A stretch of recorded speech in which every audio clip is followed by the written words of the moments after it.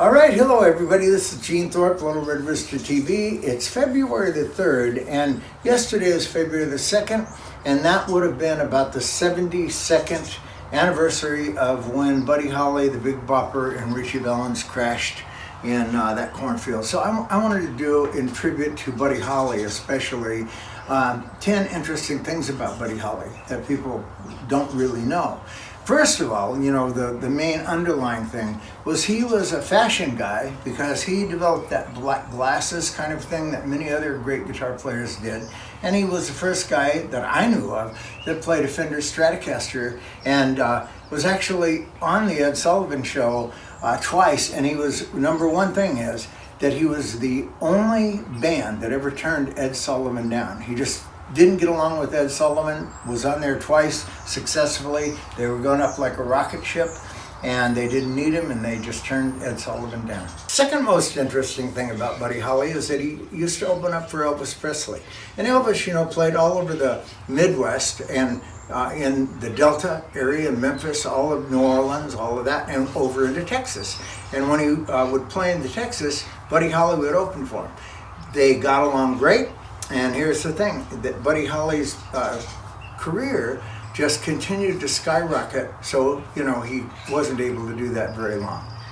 Item number 3 of Buddy Holly was that the song Peggy Sue was originally, which was his only real hit while he was alive, was originally called Cindy Lou. And so he changed it. That was his niece. And then I guess one of the guys in the band was going with a Peggy Sue. And they changed it, and actually that lady, Peggy Sue, used to live in Sacramento, California. Here's item 4. Yes, Buddy Holly only had one hit while he was alive. And then after that, he had That'll Be the Day, Not Fade Away, just many, many songs, just some of the iconic songs. And because he was a singer and a songwriter and a lead guitarist, he was the first guy of that genre. Number 5, Buddy Holly. If there weren't a Buddy Holly and the Crickets, that was the name of his band, Buddy Holly and the Crickets, there would have never been the Beatles. Because they used the Beatle thing, because if the Crickets could be Crickets, they could be Beatles. Number 7, Buddy Holly had those great big black glasses. When he started out, you know, he just had regular glasses, light glasses. But when he recognized the fact that those big dark glasses would give him a different image than anyone else, he made that fashionable. And I think Ray-Ban sunglasses kind of came from Buddy Holly's vibe. Number 8, Buddy Holly discovered Waylon Jennings. So we've all heard of Waylon Jennings. And so in Texas, Waylon was coming up. He was a young kid. He used to hang around the recording studio. Buddy Holly produced his first 3 records. And then later in his life, there's another interesting factoid that I'll bring up next. Okay, Waylon Jennings was playing the bass on the tour where Buddy Holly, the Big Bopper, and Ritchie Valens passed away.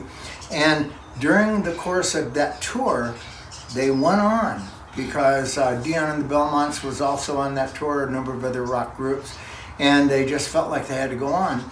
And so Waylon Jennings sang all the Buddy Holly songs and portrayed Buddy Holly for the balance of that tour. Number 10.